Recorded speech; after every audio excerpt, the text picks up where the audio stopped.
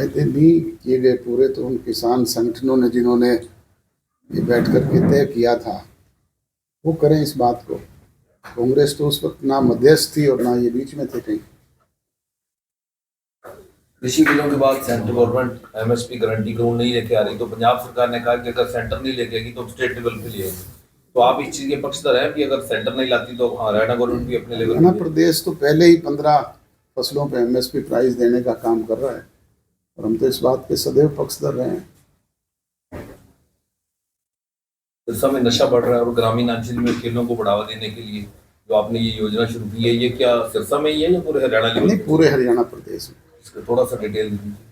अभी तो first phase में हमने सिरसा में क्रिकेट के इस तरह के आयोजन रखे हैं जिससे नौजवानों को खेल के मैदान में ज़्यादा से ज़्यादा दे करके जाएं, उनको प्रोत्साहित करें और नशे से दूर करने का काम करें। ये सिलसिला पूरे प्रदेश में हमारा चले। पहले भी हमने खिलाड़ियों को किट बांटे हैं, जहाँ कहीं भी उन्होंने कहा है उनको जिम दिए हैं, उनको दूसरे खेल के सामान उपलब्ध करवाए हैं। डॉक्टर साहब, जजपा ने जो लोगों से वादे किए थे चुनाव से पहले वो कितने % सफल हुए हैं और कितने बाकी रह गए? कौन से मेन वादे हैं जो अभी पूरे कर? मेन वायदा हमारा एक तो 75% जो नौजवान को आरक्षण देने का था वो अभी कानूनी पेचीदगियों की वजह से सुप्रीम कोर्ट में, और दूसरा 5100 रुपये पेंशन देने का जो वायदा हमने किया था वो हम अब तक नहीं दे पाए हैं। अदरवाइज हमने जो भी बातें कही थी वो पूरी की है। किसानों का भी था उनका। किसानों को कोई हरियाणा प्रदेश में दिक्कत आई हो तो आप बताओ। समय पे उनका भुगतान हुआ है, फसल का दाना दाना खरीदा है, एमएसपी प्राइस सबसे ज़्यादा हरियाणा प्रदेश में मिलती है। नहीं, अभी जो कॉटन है वो उस रेट में नहीं बिक रही। किसानों को कॉटन बेचने के लिए खाद की समस्या आई है, डीएपी की समस्या आई है। ये तो रूटीन के मैटर हैं, छोटी मोटी समस्याएं तो आती रहती है। सरकार ने हर संभव प्रयास किया है कि उन्हें दूर किया जाए। तो अभी 1 साल के आसपास डॉक्टर साहब है विधानसभा चुनाव में, तो 3000 से ज्यादा बढ़ाने की आपकी कोशिश होगी पेंशन को? बिल्कुल बिल्कुल।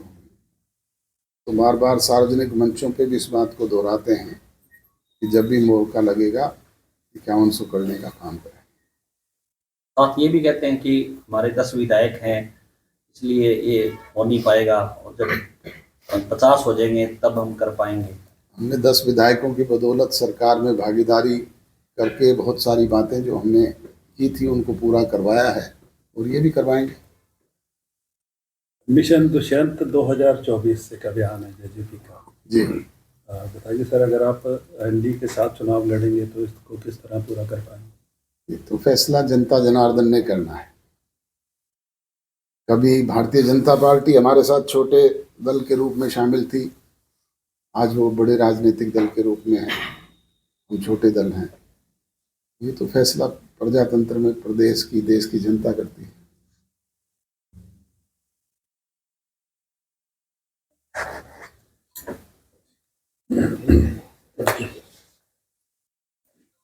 और इसके अलावा अगर चौधरी वीरेंद्र सिंह की बात करें तो उनका निशाना भी ये रहता है कि चुनाव दुष्यंत चौटाला वहाँ से ना लड़े, जबकि दुष्यंत चौटाला ने कहा कि उचाना से ही वो अपना विधानसभा चुनाव लड़ेंगे।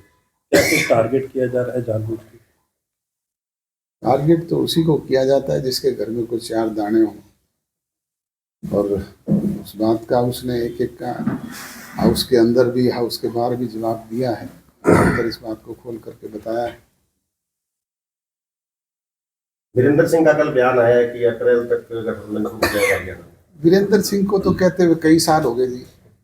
अभी वो अप्रैल का नाम ले रहे हैं। अब अप्रैल का नाम ले, वो आगे फिर कह देंगे कि जून में टूटेगा और फिर कह देंगे नवंबर में टूटेगा। वीरेंद्र सिंह ना तो अधिकारित हैं, गठजोड़ हुआ है दुष्यंत चौटाला और अमित शाह जी के बीच में, और उसे तोड़ने का अधिकार किसी को है तो उन दोनों को ही है। वीरेंद्र सिंह किस हैसियत से कहते हैं, उनकी पोजीशन क्या है पार्टी में, पहले वो तो साबित करें। ये एक प्राइमरी मेंबर हैं। प्राइमरी मेंबर के कहने पे पार्टी को निर्णय लिया करती है क्या? वो कहते हैं गठबंधन नहीं टूटा तो मैं पार्टी छोड़ दूंगा। छोड़ दें, रोकता कौन है?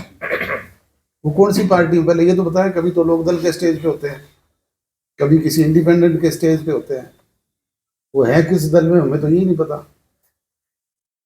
अभय चौटाला ने भी विधानसभा में आरोप लगाए हैं कि गठबंधन सरकार में बैठे जो मंत्री हैं या उप मुख्यमंत्री हैं, तमाम लोग भ्रष्टाचार कर रहे हैं और जांच नहीं होने दे रहे मामले की किसी। अभय सिंह चौटाला जी के सेशन का पहला, जब इस विधानसभा का पहला सेशन था, उसमें एक बयान था, वो सुन लेना आप।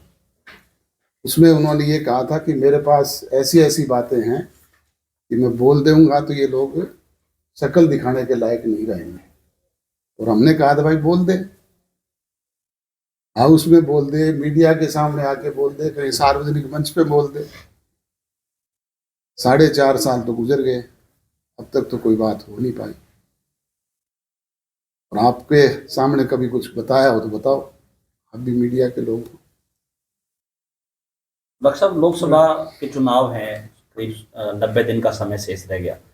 जननायक जनता पार्टी की क्या कुछ तैयारियां हैं? 10 की 10 सीटों पे तैयारी कर रही है, जिस तरह से लोकसभा की रैलियां जो है वो कर रहे हैं। हम एनडीए के पार्ट हैं, मिल करके चुनाव लड़ेंगे और निरंतर हमारा जनसंपर्क अभियान मिशन 2024 जो है वो जारी है। अफसरशाही है, हावी है सरकार के अंदर। मैं तो नहीं कहता, और डिप्टी कमिश्नर सिरसा के लिए तो कतई नहीं कह सकता। वो तो रात दिन काम करने वाले आदमी हैं। आधी रात भी फ़ोन करो तो टेलीफोन पे रिप्लाई होता है, काम करके बताने का काम भी करते हैं। डॉक्टर साहब, कांग्रेस की तरफ से एक अभियान शुरू किया गया है क्राउड फंडिंग का। उनका कहना है कि बॉन्ड के जरिए 95% पैसा जो है बीजेपी को जाता है, और उन्होंने एक अभियान शुरू किया है, लोगों से मदद की अपील की है। कैसे मानते हैं? ये उनका इंटरनल मैटर है, क्या करें, लोग स्वेच्छा से जो उनको देंगे ले लेंगे।